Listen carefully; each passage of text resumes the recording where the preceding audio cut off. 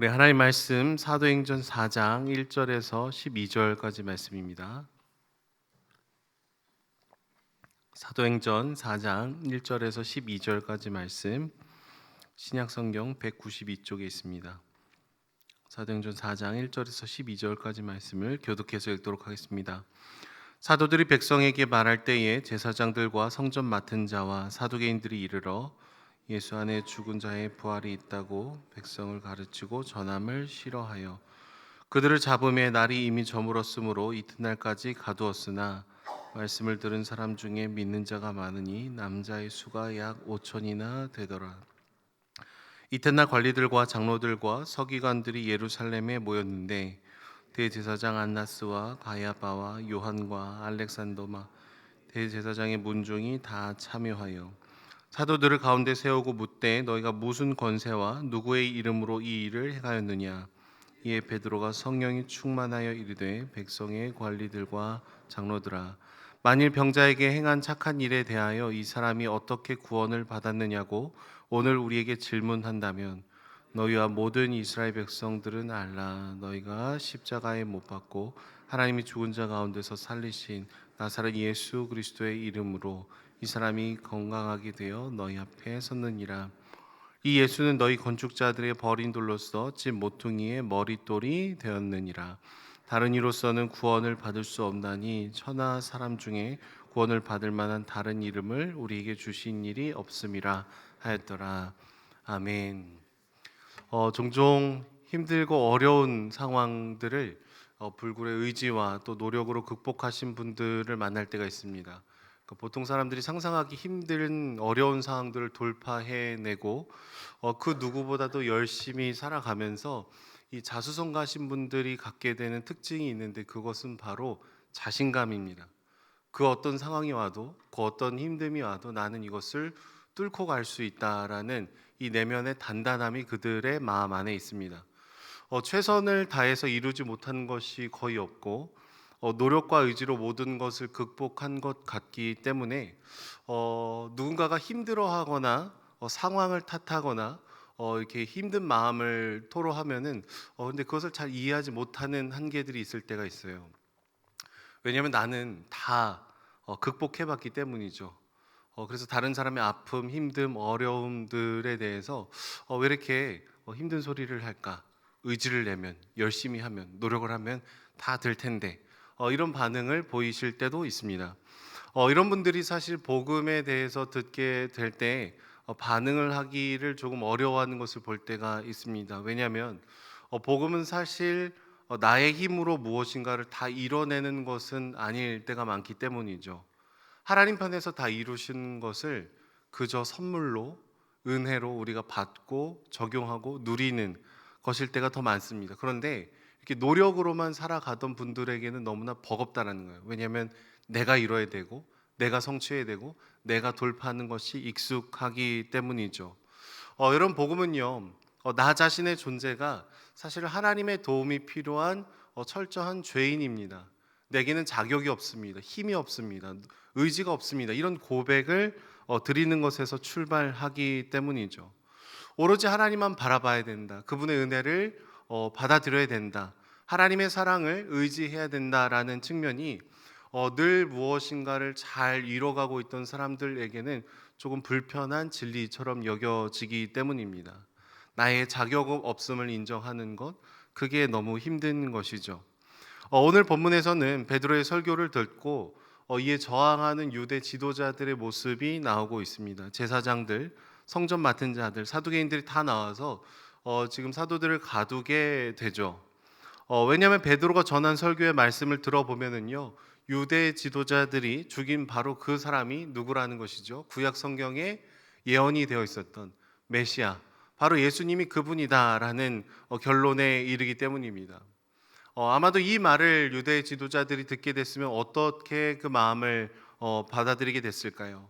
그동안은 내가 율법도 잘 지켰고 하나님의 말씀도 나름 잘 해석했고 남들과는 전혀 다른 경건의 수준을 유지하면서 꽤나 괜찮은 사람이라고 스스로 생각을 하고 있었을 텐데 그런데 사실 하나님의 아들인 예수 그리스도를 죽인 것이 바로 당신들입니다 라는 고발을 받게 되면은 내가 견딜 수가 없는 것이죠.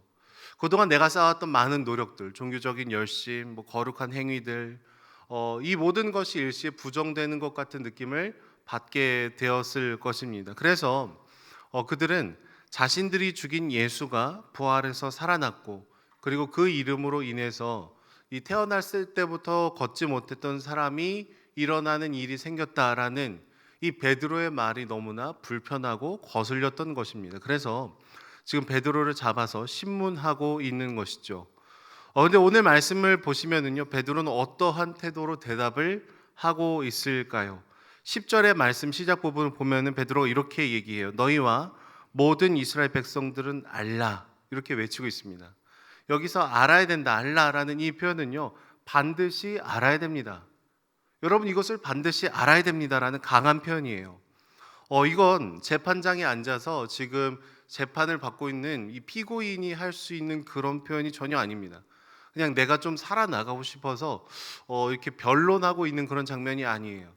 나의 안위를 넘어서서 오히려 예수님이 어떠한 분이신지를 강력하게 드러내는데 지금 집중을 하고 있는 것이죠.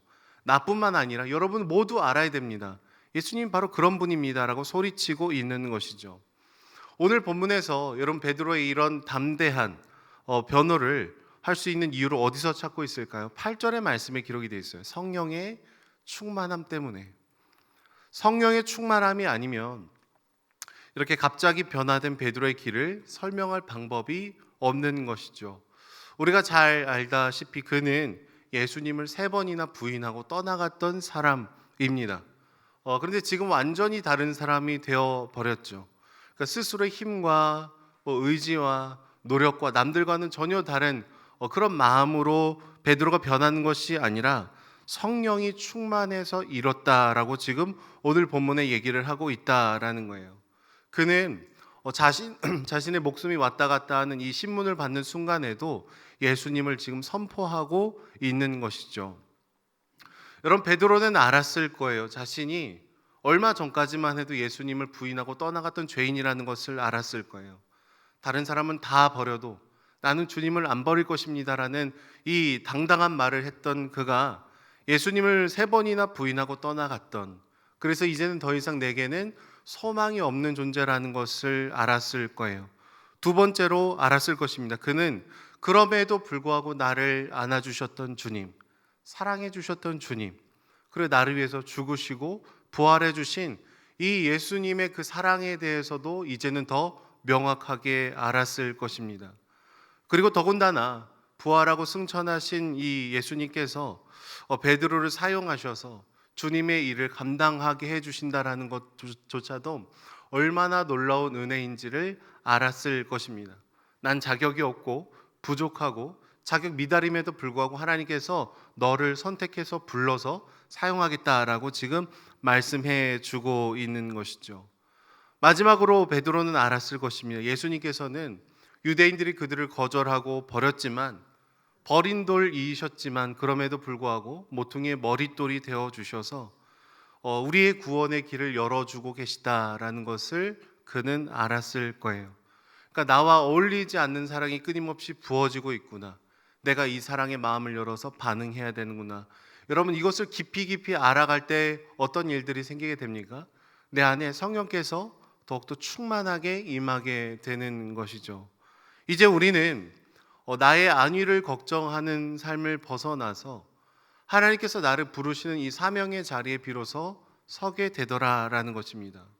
지금 내가 죽음에 처할 수 있는 그런 상황 가운데 있지만 베드로의 마음에는 나는 온데간데 없고 주님으로 가득 차 있는 모습을 보여주고 있는 것이죠. 여러분 성령의 충만함 이미 내 안에 계시지만 내 안에 그분이 활보해 다니실 수 있도록 내 마음의 문을 다 열어드리게 되면 주님으로 가득 차서 우리는 하나님께서 부르시는 그 부르심을 회복하게 되더라라는 거예요. 나는 온데간데 없고 주님으로 가득 찬 마음, 이 성령의 충만함이 가득 차게 되면은요, 그동안 허망하고 허탄했던 이야기들이 나에게서 힘을 잃습니다. 세상의 방식들 더 많이 갖고 더 많이 소유해야 되고 더 많이 이뤄야 되고, 그래서 옆에 있는 사람의 아픔을 집중할 수 있는 마음의 여유가 없는, 끊임없이 앞으로 달려가야 된다라는 그런 강박 속에서 주님께서 우리 안에 가득 차 있게 되면은 여러분, 우리는 시선을 돌리게 되죠. 미문 앞에 앉아 있는 그 아픈 사람을 바라보는 그 시야를 회복하게 되는 것입니다. 그러할 때 오늘 말씀에 사도들은 갇혔으나 하나님의 말씀은 갇히지 않는 역사가 일어납니다. 5천 명이나 되는 많은 사람들이 회심을 하게 되는 놀라운 일들이 일어나는 것이죠. 저 안에 사랑하는 여러분, 오늘도 우리의 연약함과 부족함을 뛰어넘어서 주님께서 나를 통해서 하실 일들이 있을 줄로 믿습니다. 오늘도 우리는 또 넘어지고 또 넘어지고, 어떤 삶의 영역에서는 주님을 부인하고 내가 왕이 되는 순간들이 참 많은 존재들이겠지만, 그러나 주님은 더 큰 사랑으로 우리를 안으시고 우리를 동역자로 불러주시고 성령의 충만함을 더해 주시면서 우리를 주님의 동역자로 오늘도 삼아주시는 줄로 믿습니다. 그 은혜를 기억하고 예수님을 증언하는 증인으로 살아가는 저와 여러분들이 되시기를 축복합니다. 기도하겠습니다. 사랑의 주님, 감사합니다. 우리는 참 작고 또 연약하고 은혜를 받았음에도 은혜를 잊어버리기가 쉬운 존재들이지만, 그러나 주님, 우리를 불러주시고 우리를 동역자 삼아주시고 성령의 충만함을 더하여 주시니 주님 감사합니다. 당신의 사랑을 늘 기억하며 하나님, 오늘 내게 맡겨주신 삶의 자리에 부르심에 반응하는 저희들 될 수 있도록 붙들어 주시고, 하나님을 깊이, 어제보다 오늘 더 깊이 살아가는 저희들이 될 수 있도록 축복하여 주시옵소서. 감사드리며 예수님의 이름으로 기도드립니다. 아멘.